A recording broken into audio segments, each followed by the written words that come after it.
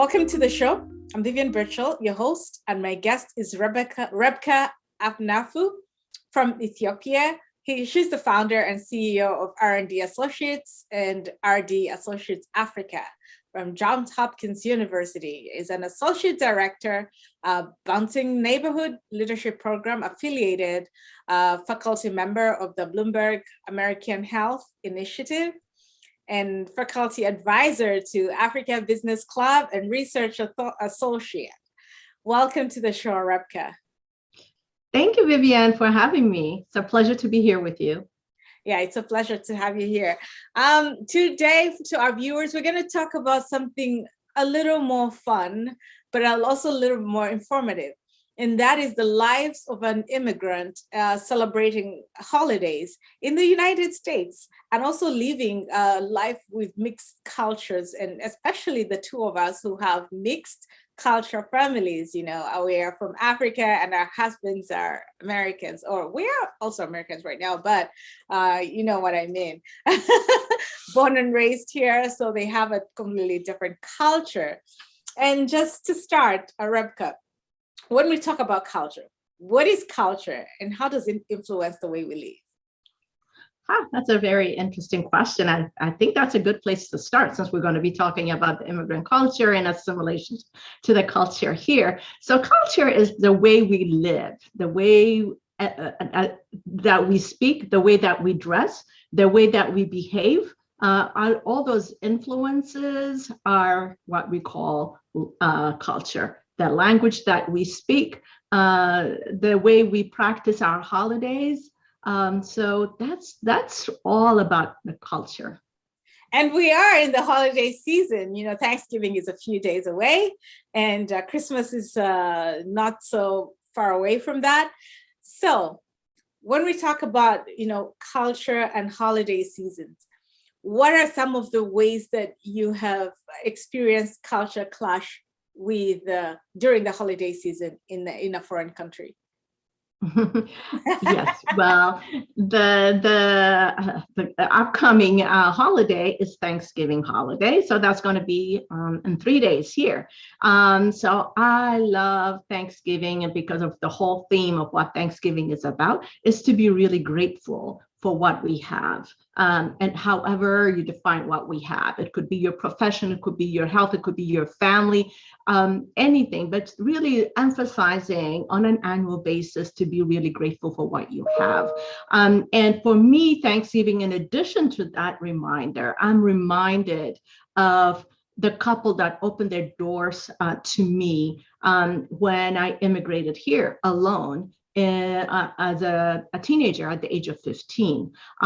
It's a family in upstate New York, the Warner's family, and holidays was really, really big with them. So they hosted many foreign students, over 22 foreign students, and I was one of them.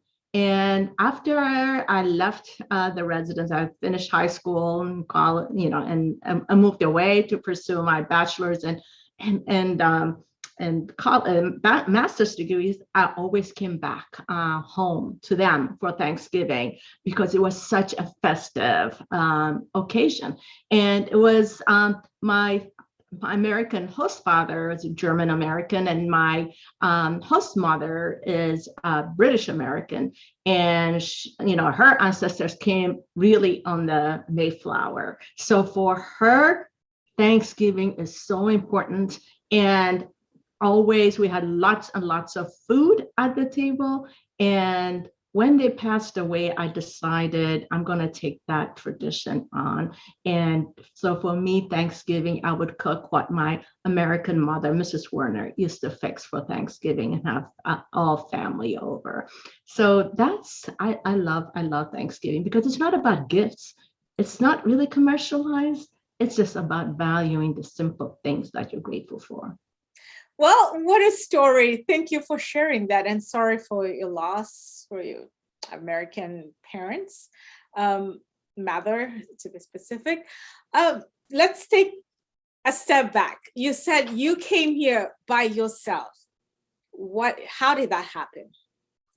And what was Well, that? I came here in 1976, and there was a period of time when we were approaching the Red Terror. There was a communist revolution, a military government, and there was a lot of upheaval in the country. And school would open, close. There were a lot of fighting going on, and a lot of demonstration here of Ethiopian Americans, Ethiopians that were students here in the U.S.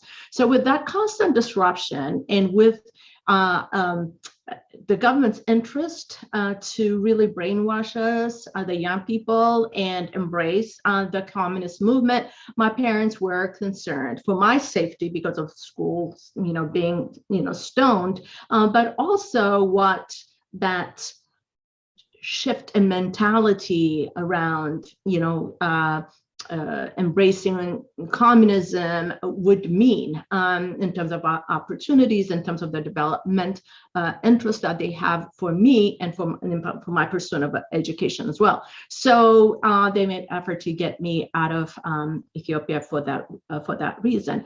And they actually didn't tell me until I think maybe like the night before that I was going to be heading to America. So you can imagine the state of shock. It's like, oh my goodness, no, I don't want to go. And then I don't want to leave them. So it was a very traumatic experience. And I've never been to America. I've been to England several times. I went for 4 summers and spent summers in England, but I've never been to America. So my brother was already here. So he picked me up from the airport, and Dallas airport. And I remember, Vivian, because I had all these images of what America was about, like tall buildings. I imagined like skyscrapers everywhere. So when I arrived at Dallas airport here in Virginia, and we kept driving, and all I see were like trees. And I asked my brothers, like, what? I was deceived. I thought all of America was like buildings after buildings. And imagine at that time in 1976, there were in Virginia, the Dallas airport area was like completely empty. It's not like lots of buildings that exist right now. So he picked me up, and he was a student at Georgetown. And then he dropped me off in upstate New York. So when he left, my tears start rolling because the reality sunk in. He's in DC. I'm with a family I've never met. They were really nice, but I've never met them. So I would say, Vivian, I cried for 2 years, seriously, asking my parents, please let me come home. Please let me come home. And they were adamant, no, you're not coming home. We have a purpose for sending you to the US, and you're gonna adjust. So that's my story about coming. And if you know anything about Corning, New York, and especially then, forget about, Africans. Then there are very few African Americans to begin with. You can count them with like one hand. So the cultural shock was on so many levels. The shock in general on so many levels. New country, language adjustment, and new school, and new parents.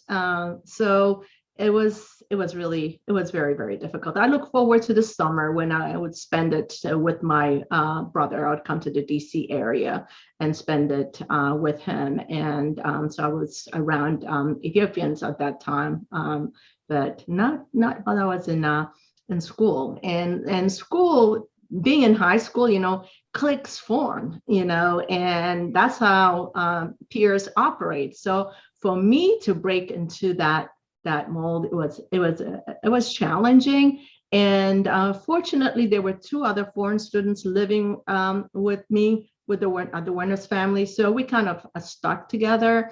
And honestly, I was made fun of for being from Africa. So they would students will say, did you wear any clothes?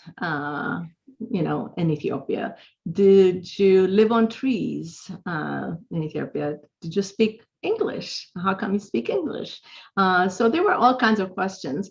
And some of them I understand they were not malicious. They was just like curiosity and lack of knowledge. But some of the questions were outright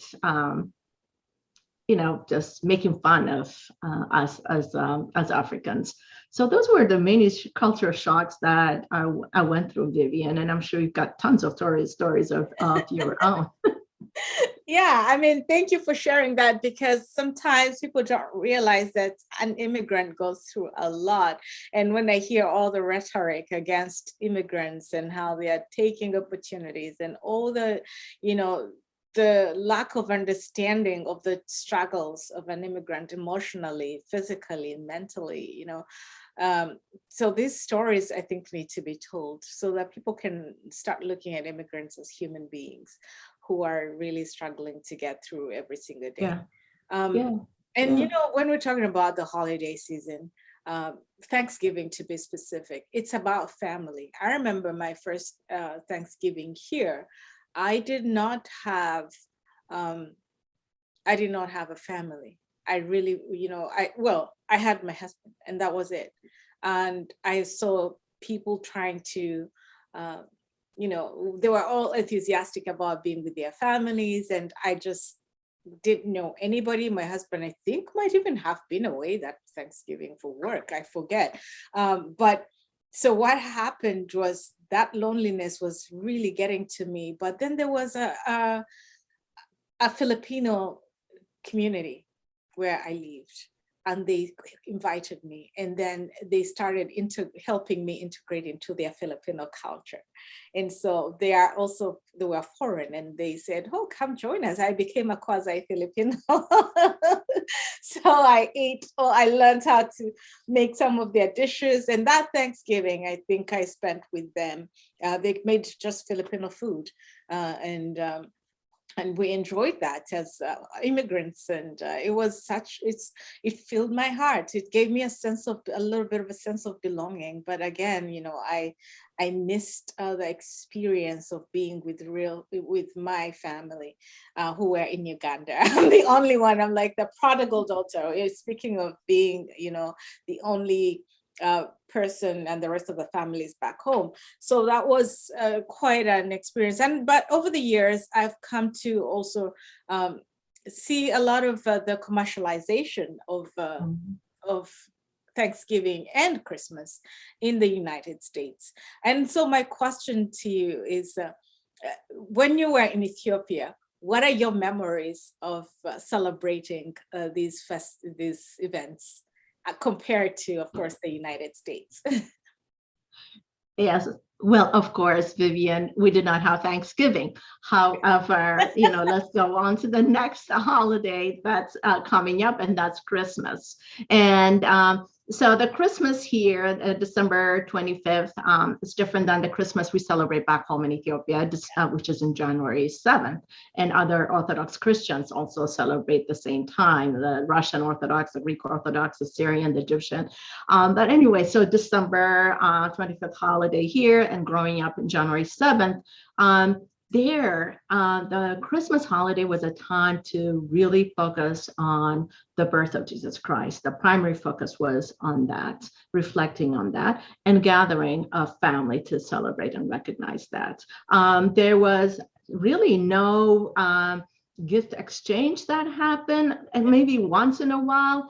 And it's like my parents want us to focus just on the meaning of Christmas and our family together. So we would start with breakfast, and then it would be going to various family members for a feast. So by the end of the day, I think we must have seen like 1,000 calories of food throughout the day. So that was really the highlight, spending time with family and going from place to place and eating. And that's just the festivities was really great. Once in a while, we will get gifts.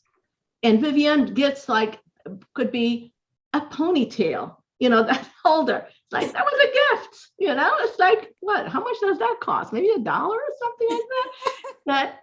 But it's like my parents never wanted us to focus on the gifts. So sometimes we got some gifts, sometimes we did not. So there was no expectation, and that was really fine. And that was how we were raised. My mom worked for Ethiopian Airlines, and so sometimes we would go to Ethiopian Airlines celebration, and they would actually have Santa come in a helicopter and then give us gifts. So that's quite memorable. It was like a unique experience that we had growing up, to see Santa coming helicopter and distributing gifts. And so, to this day, that's how I think about Christmas. And, when I got married and had kids, and I was married, and my first husband was Ethiopian American too. And when we raised our kids, we had similar interest. He was raised not to expect gifts for the holidays, so we didn't put much emphasis on gifts. Raising our boys, I would tell you that we did give them gifts, but maybe like one gift, two gifts, but not lots of gifts. And we always told them that Christmas holiday is not about gifts. And they were raised like that. And so they were fine with it. Yeah. It's part of the culture. You talk about culture from, a country, but what you do with family is also a culture. It's a family culture. Right. And you mentioned Santa. For me, I never heard of Santa in Uganda until I moved here. We never experienced Santa. First of all, part of my childhood was my memories of Christmas before my dad died. We lived in a slum in a place called Kamocha, and so in the holidays we would try to drive to the village for Christmas. Then meet all the villagers, and it was big. And after he died, we couldn't make those trips anymore, and so we had moved to another suburb close to the first home, the first slum where we lived.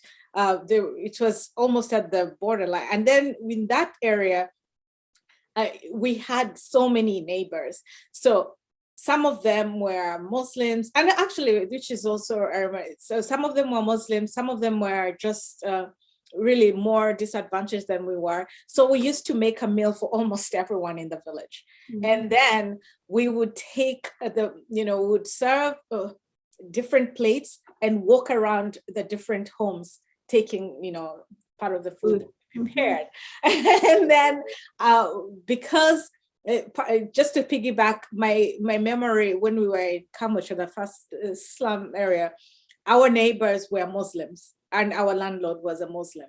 So when they celebrated Eid, we were part of their celebration. So we got to their home. Oh, nice. We just moved from one house to another, or they actually just served the whole, when the houses are close to each other because it's a slum. So they just serve the whole area, and our communal space is used for those celebrations. And Christmas was our turn to say, hey, we're celebrating Christmas with you. So after church, we would find them there and we all eat together.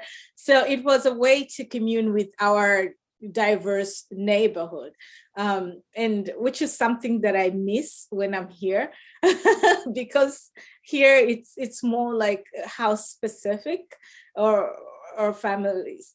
It's like just a nuclear family. If you don't live near your extended family, like the grandparents, and that's about it. So that was kind of a shock, and I still struggled to go through holidays here emotionally. So, but which is a great segue into your experience. You got married to an American who, what was that culture clash? First of all, Vivian, thank you for the way you expressed how the holiday was celebrated in Uganda. That's a really interesting perspective, a bit different than the perspective that I have growing up in Ethiopia. Even though Muslims and Christians coexisted for hundreds and hundreds of years, growing up still in terms of the celebration of the holidays, were pretty much separate.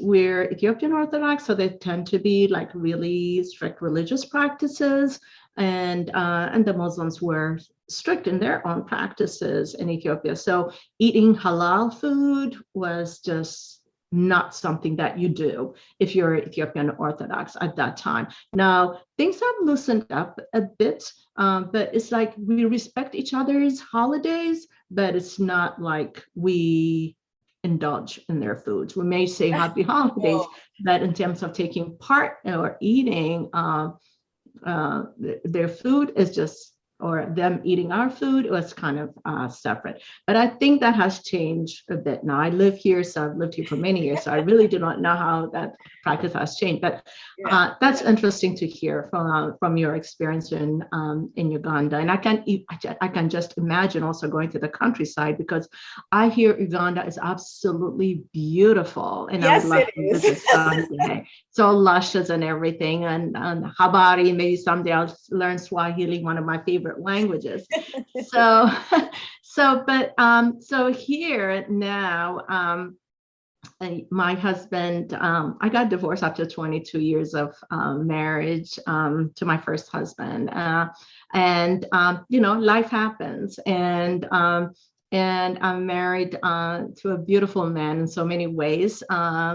Outwardly and inside, an African American man, David Boyer.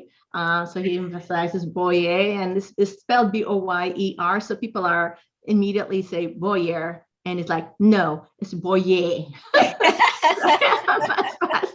I was thinking about, when I got married, I'll do Rebkha Atnafou Boyer, but he got frustrated with people saying Boyer. I said, you know what? I'll just remove Boyer, the last name. I'll just say it was Rebkha Atnafou, because in my culture anyway, we do not change our name.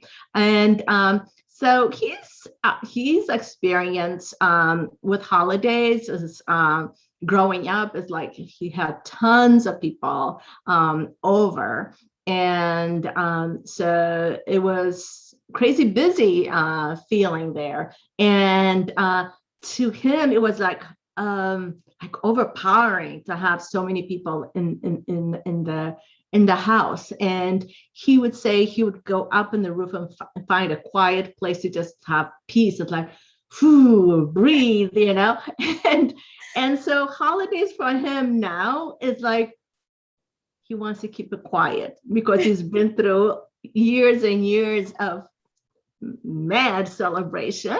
And so being married to him is like really a compromise. Isn't marriage a compromise? So, with my upbringing and family, it's like holidays is a time when you actually meet and greet and have fun with family. His is just, let's eat only a little bit of food, and just like not a lot of people, just a little bit to eat, and then, okay, eat and go. I was like, for me, it's eat and stay. So it is a compromise, and we're working on it, negotiating back and forth. So it's beautiful. And he doesn't do, he's like me, actually, he's not into Christmas gifts and stuff like that. So Christmas tends to be a much simpler than maybe in other people's homes where it's a big deal. And I'm so astounded, Vivian, by how some people are like 5,000, many thousands of dollars in debt because of Christmas. And then while I think of Christmas as just very heartwarming, and holidays very heartwarming, and just beautiful time, there are many people for whom the holidays are just miserable, perhaps because they didn't have good time celebrating while others were celebrating. They didn't have the means. It's also a time when people remember the loved ones that are no longer there. So, as I grow older, I'm more reflective. One, I'm grateful for what I have, but I'm also thinking about those that are like less fortunate, and aware that the holidays is not really a fun time for everybody. Yeah, thank you for bringing that up, because oftentimes we forget that. Now, the memory I had for when I was a child, even though we didn't have much, one thing that was like a constant, my late dad would buy us a Christmas outfit. We went to church in that Christmas outfit. We knew that every Christmas Daddy was going to buy us something to wear.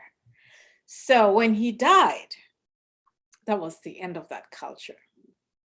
And so struggling through life, especially during the holiday season, it was like a punch. You'd say, now, if Daddy was here, we wouldn't be looking for, maybe that special meal, or if we wanted to eat some chicken for the vegetarians, but because that was like a significant meal on a holiday. If you didn't have chicken in the home for the children, if you didn't have a bottle of soda, for the children, that was not Christmas. It wasn't, and then so making sure that, trying to make sure that you had that piece of Christmas, of sharing that special meal. It was like having a bit of his memory there, knowing, okay, he did it, and just carrying on that culture, It's so, yes, and it applies to, people everywhere globally.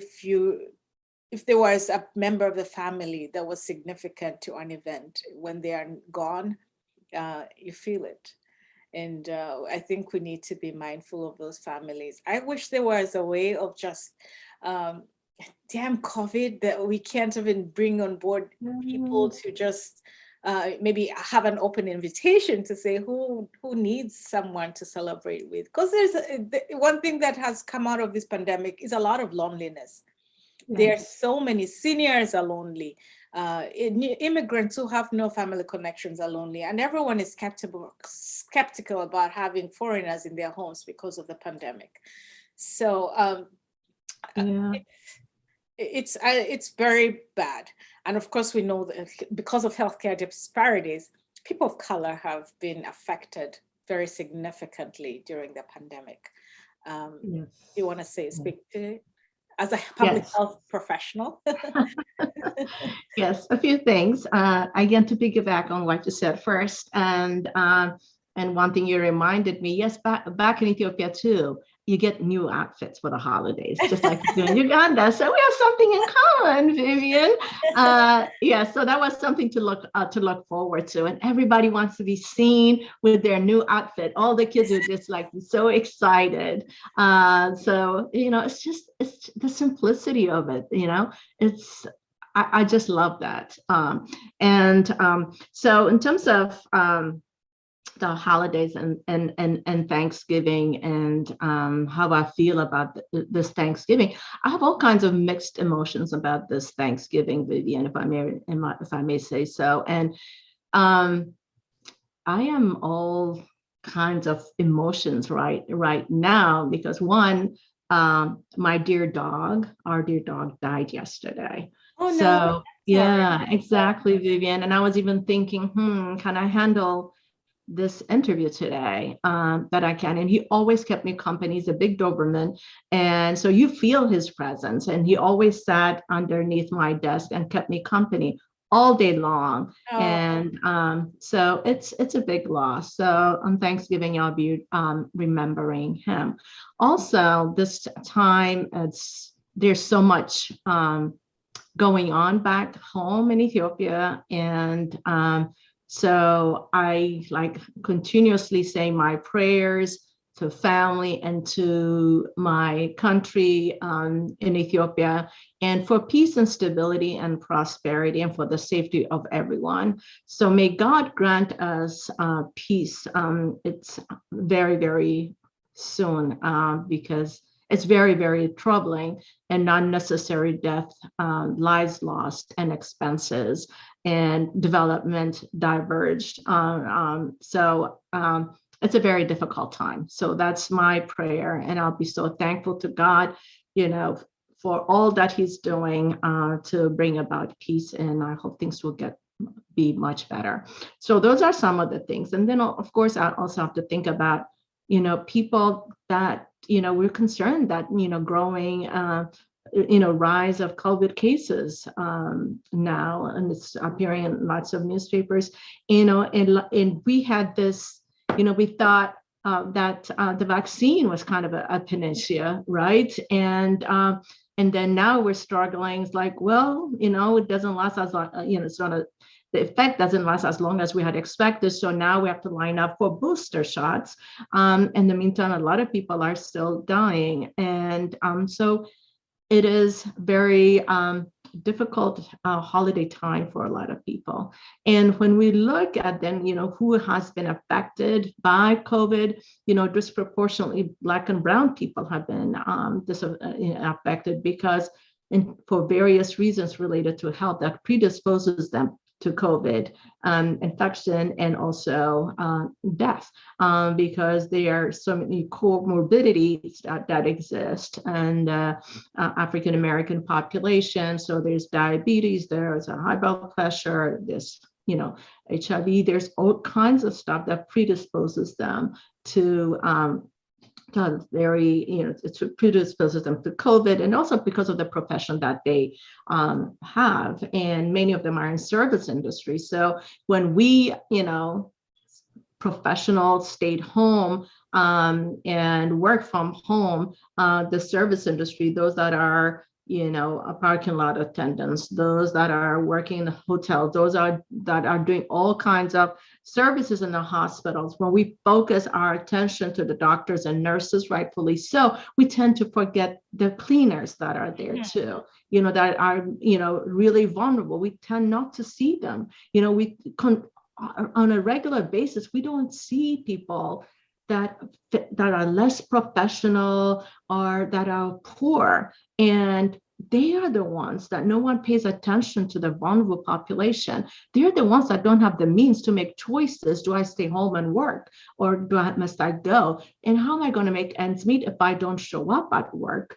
So those kinds of issues, the disparities, the COVID made it really, the disparities, glaring presence, glaring awareness around the globe about this disparities of health that exist in the United States. So we have to really be intentional about changing the narrative in terms of taking care of people and providing health equity. And that is in terms of increase of access and increase of quality care, because access doesn't automatically translate into quality care. We know, from tons and tons of research that to be true. So yeah, it is. So a lot to be thankful for, and a lot to be concerned about. A lot of work that needs to be done. A lot of depression. I mean, we heard of the verdict that happened recently.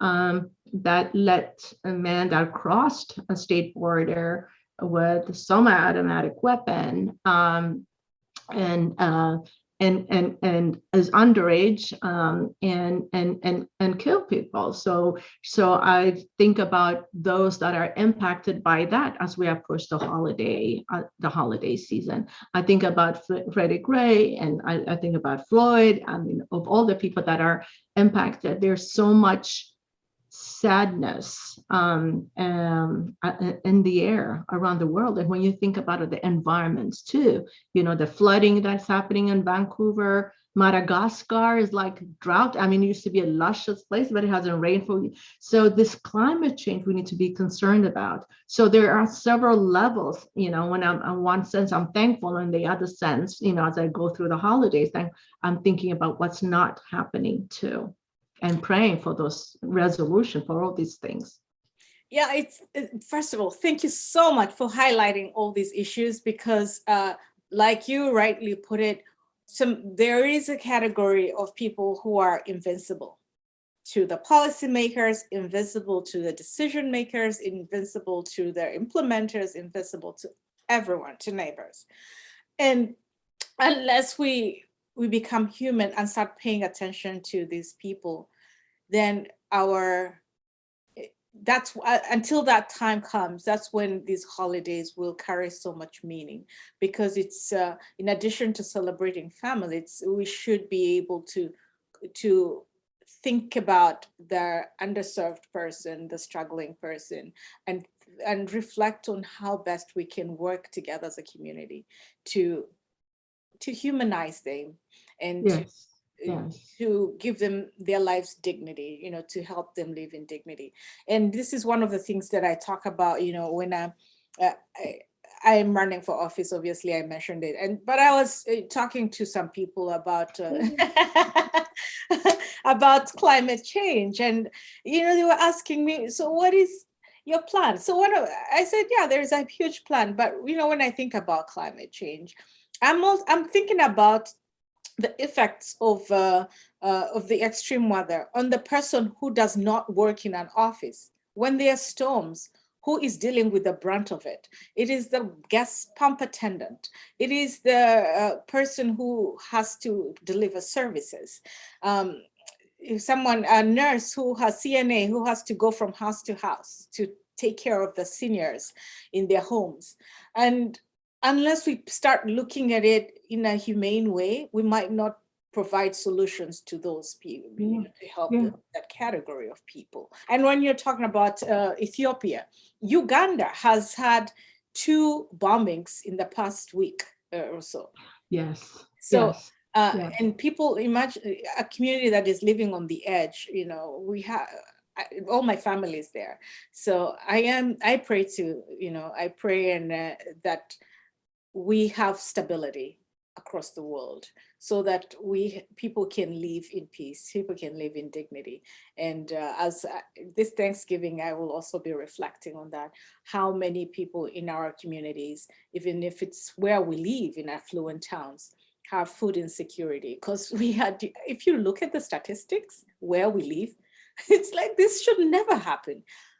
We are approaching Thanksgiving, but we have over 500 households locally who are food insecure. How can that happen in a state like Massachusetts? Yes, and what can we do to address this?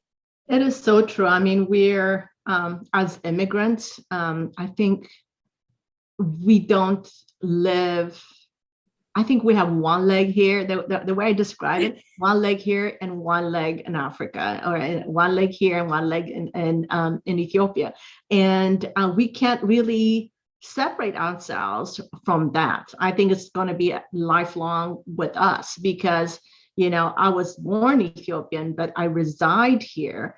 And, for the longest time, Vivian, I did not change my citizenship. I lived here for 30 some years before I finally, I think it was maybe 6-7 years ago, I became a US citizen. And that's because, it's like, all right, I'm living here, so this is my home now, and I've left Ethiopia. So then if I give away my citizenship too, then what's left of my identity? I think as immigrants, we struggle with identity issues. We go through identity crisis, and the crisis sometimes doesn't go away. And if Ethiopia allowed for a dual citizenship, I think that would have made me feel comfortable.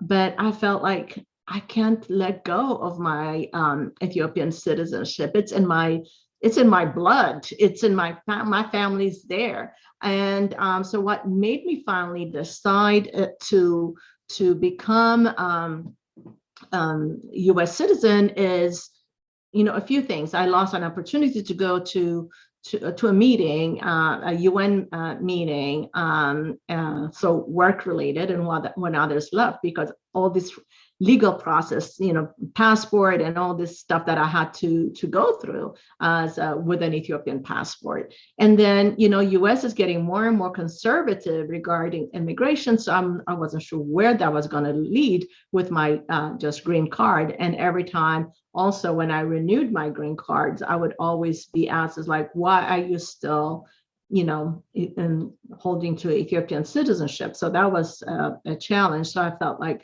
okay, I really should change. And it's not taking away my Ethiopian citizenship, my Ethiopianness. It will always be there. And I'm just melding it with my American citizenship.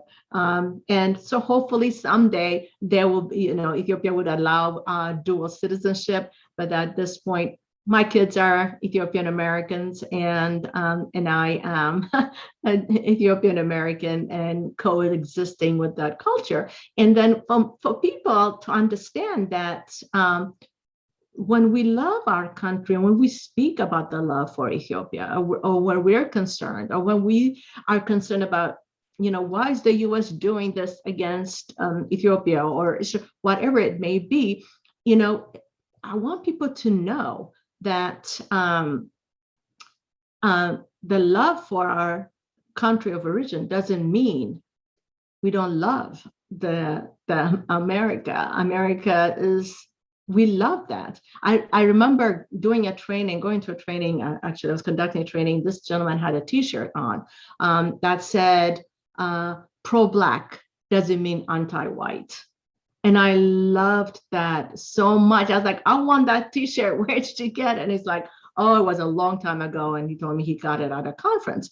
But that is so true. Imagine if we think that way in terms of race here in the US, because people think that just because you're into Black power doesn't mean, it means like, oh, you don't like white people. No, it is not that. It's because when you look at there's so much issues around equity. So when you struggle for equity, it doesn't mean that you're anti-white. Just like when we struggle for Ethiopia or struggle for Uganda, it doesn't mean we're anti-US. There's nothing that I want better for US and Ethiopia to work better. We've had centuries, hundreds of years of working together and loving each other.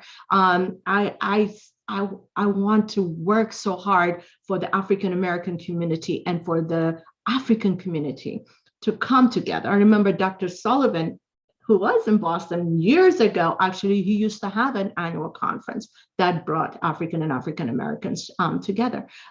Because we have issues around equity, we can uplift each other. That's intent. So I'm glad that I'm a member of the Constituency for Africa, and that's part of what we try to do, bring those two entities together. And I'm proud to be, part of a Ethiopian advocacy group, American Ethiopian Public Affairs Committee. So you play where you can, and you're running for office, you play where you can to support America and your country of origin. That's all part of things that I'm very thankful for. And it's part of who I am. This is amazing. Thank you so much for, sharing with us and expressing that sometimes conflict, or it's not conflicting, but people don't realize that we can love two worlds. We can love our home country and love our adopted country as much. I mean, I love the United States. I love Uganda. I chose to become a citizen of the United States, and I'm choosing to put myself out there to say I'm ready to serve this country and ready to serve the people here with all the passion that I have. But when something, also happens elsewhere where I was born, I have family there, I will be concerned, but it will not take away the fact that I love this country. And also the other thing that happens sometimes when we are in our adopted country, people who've lived here longer still see us a lot as foreigners. And I don't know how best to put it without putting myself into trouble, but when we come here and we choose this community, I wish the communities could understand that we've come to, we've made a choice to live here, and we're going to do our best to protect because this is our children's home. This is our home now. We love it dearly, and we want to do whatever we can to protect it so everyone can thrive. So anyway, with that, I don't know if you have any final words for our viewers for Thanksgiving and for the holiday season and culture and diversity. Wow. In closing, what can I say? So I think every single day, be thankful for what you have. I mean, there are so many studies now about happiness. What brings happiness? I'm thinking about the most popular course at Harvard, which is a happiness course. that always has a long list of people waiting to get in. New research study I was reading last week about happiness. And what brings us happiness is not what we buy. What brings us happiness is what we give to people. And that is giving our time, giving our money, giving whatever you have to share and making a difference in someone else's lives. Maya Angelou said that people may not always remember what you give them, what you tell them, but they will remember what you made them feel. Okay, so that is the most important thing. What you make them feel will also have tremendous impact on how it makes you feel. So think about the simplicity, about thankfulness, about this holiday, and think about what is it that you have to give to others that is not about money, that is about what you can offer. Whether it's money, that's what you have, that's well and good. If it's about your time and volunteering and coaching, one of the things that I love and takes a lot of time is mentoring and coaching on a regular basis. You know, all kinds, whether immigrant students or non-immigrant, but giving time and being thankful all the time for the little things and for big things. And sometimes the nicest things in the world are the smallest things in the world. And so be thankful. And I'm very thankful for you, Vivian. Thank you so much. I was gonna say thank you. I'm thankful that you make me feel empowered. You make me feel proud. You make me feel all sorts of good things. So just like Angela said in her book, just know that you've made a difference. You continue to make a difference in my life because you make me feel positive things. Oh, thank you. So much love. Thank you. I appreciate it. And with that, I'd like to thank our viewers. First of all, thank you for coming to my show, and I can't wait for more conversations. I wish you and your family a very happy holiday season. And to our viewers, thank you for watching. Happy holidays. Till next time.